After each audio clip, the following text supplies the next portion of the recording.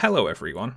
This video is a follow-up to my previous two videos about a particularly transphobic article published by BBC News on the 26th of October. If you haven't seen those, I'd encourage you to go and watch them first, but before you go, in the second video you'll see me say that the deadline to submit complaints about the article is about to pass, which it now has, but don't worry, anyone who'd still like to get involved. Do come back and watch this video afterwards, because as it turns out, there's something new to complain about. How fun. So then, the BBC has been sending out responses to various complaints that were escalated, and I'll say thank you again to everyone who shared those responses with me. Now, I've got a few news items to discuss today, but before we get to those, we should cover the BBC response and the next step in their complaints process. And allow me to share with you the response that they sent to me, which amazingly enough is even lazier than the last one they sent.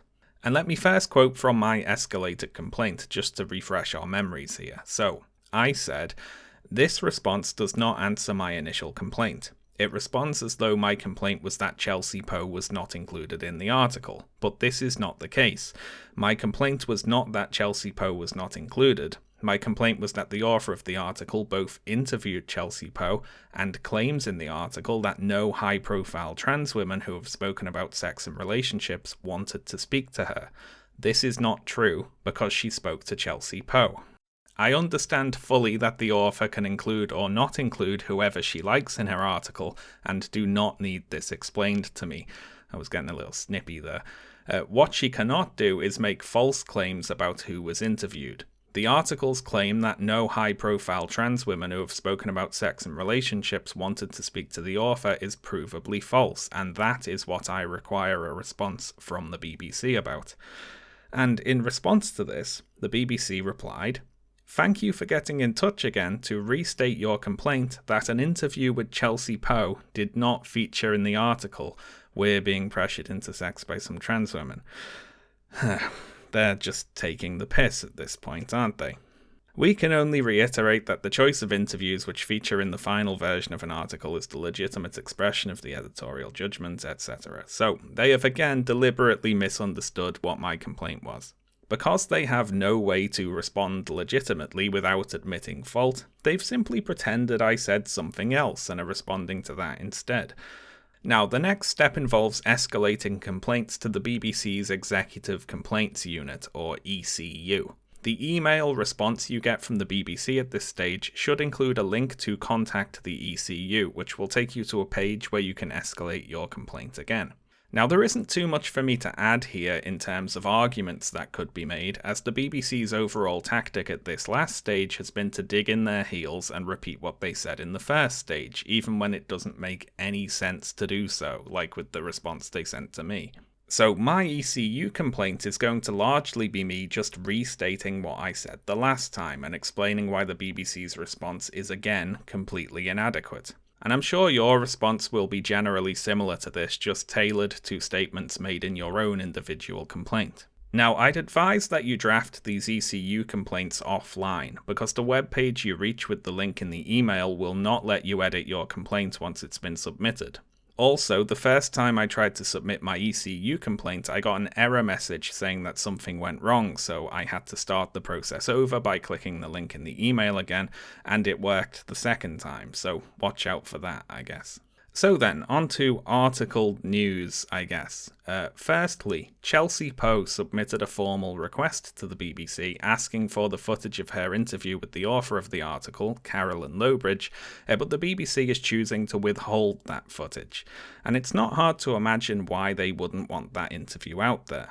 Right now, the BBC can just barely plausibly deny that they knew about the allegations against Lily Cade, assuming that we believe that Carolyn Lowbridge never did a basic internet search for Lily Cade's name, and that the BBC's very rigorous editorial process just so happened to miss her inclusion. The much worse story for the BBC would be that Lowbridge definitely knew about the allegations before publishing the article and chose to ignore them, which I believe is almost certainly true, but it is hard to prove definitively without footage of her being told anyway.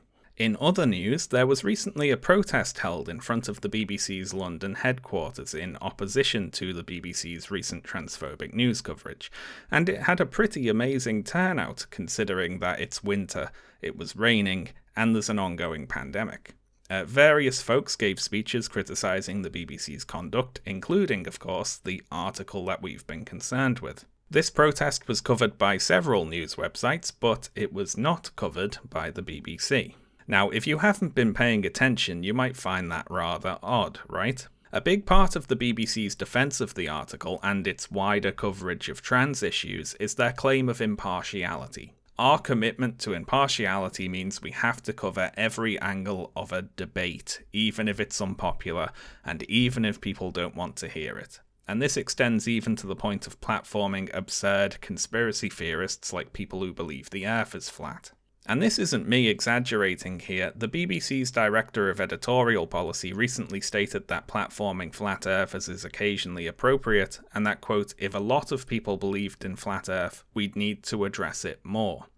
Now, this is an outright abdication of what should be the most basic of journalistic principles, to report the truth. The BBC cannot be an impartial observer of public opinion here, because they also affect public opinion.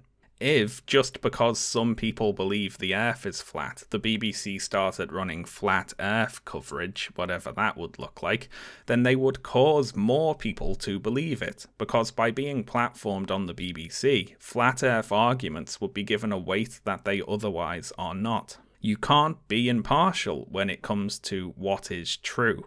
The Earth is not flat, regardless of how many people believe it to be. That's my hot take for the day there. And how far does this principle go, exactly?